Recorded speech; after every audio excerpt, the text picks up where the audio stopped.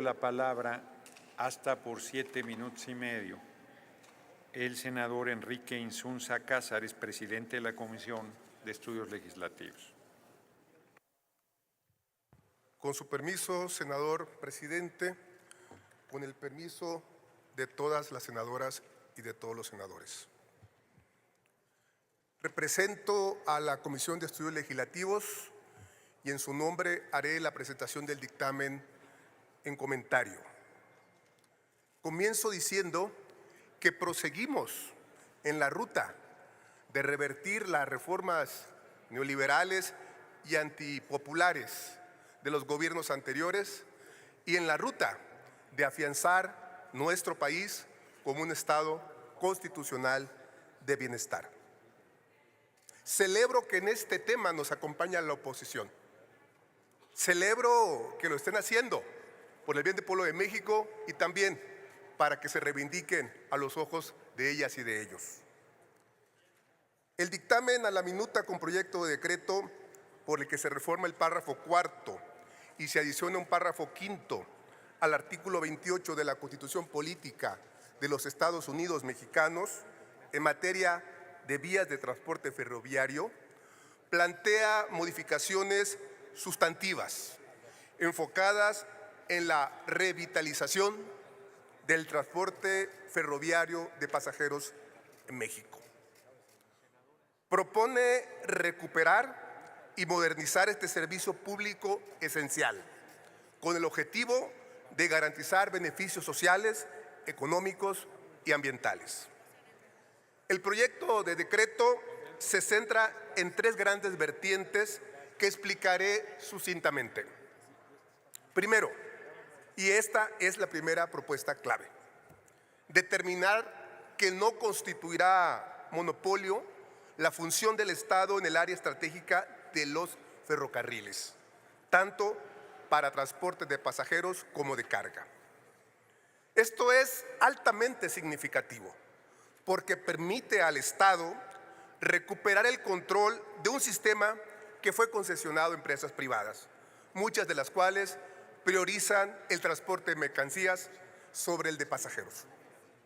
El control del Estado es esencial en áreas estratégicas de infraestructura, como la de los ferrocarriles, porque garantiza, y esto es de suma importancia, es el meollo del caso, garantiza que las decisiones se tomen con una visión de servicio público y no solo de rentabilidad económica. En países como Alemania y Francia, donde el Estado gestiona en gran medida el transporte ferroviario, el sistema de trenes no solo es eficiente, sino que también es el preferido por los usuarios para viajes interurbanos. En México, el 60% de la población no tiene acceso directo a transporte ferroviario de pasajeros, desde que se privatizaron los trenes en la década, como saben, de 1990, lo que resalta la importancia de que el Estado vuelva a asumir un papel protagónico en este sector. Segundo, se establece que el Estado debe mantener el dominio de las vías de comunicación en función de la ley.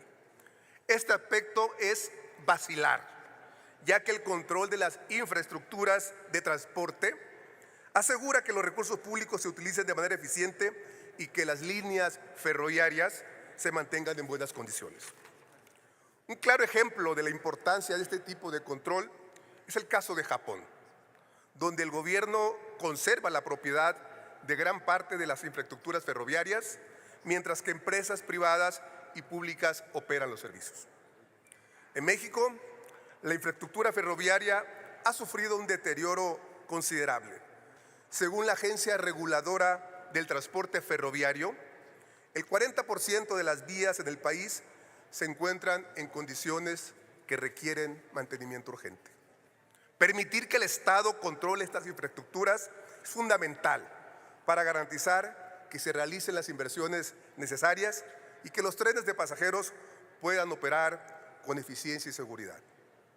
Tercero, la propuesta de que el Estado mexicano retome el derecho de utilizar las vías ferroviarias para prestar el servicio de transporte de pasajeros, otorgando concesiones, desde luego, a empresas públicas o privadas, Es otro de los puntos más relevantes, ya que pone al transporte de pasajeros como una prioridad, incluso sobre el transporte de carga. El transporte ferroviario de pasajeros, como ya se dijo, es fundamental para reducir la dependencia del transporte automotor, que en México genera grandes problemas de tráfico y contaminación. Según datos del Instituto Nacional de Estadística y Geografía, el INEGI, el 20% de las emisiones de dióxido de carbono en nuestro país proviene del sector transporte, siendo el uso masivo de automóviles particulares una de las principales fuentes. Del mismo modo, en este punto es importante mencionar que el tren como medio de transporte tiene un impacto ambiental considerablemente menor que los automóviles y aviones, un elemento crucial frente a la crisis climática global.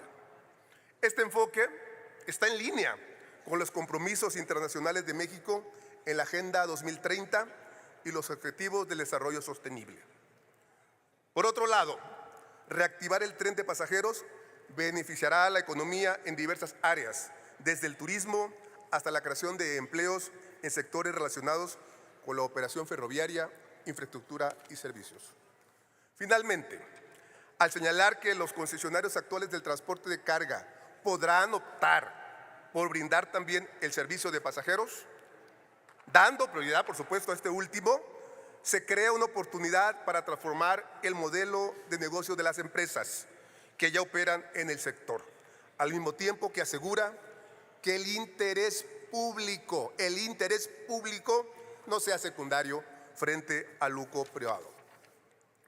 Termino. En conclusión, las modificaciones propuestas en este dictamen son un paso hacia la modernización y recuperación de un servicio público esencial.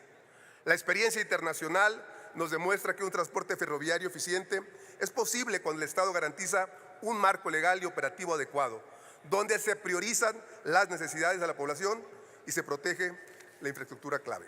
Es cuanto, senador presidente. Muchas gracias, senador Insunza.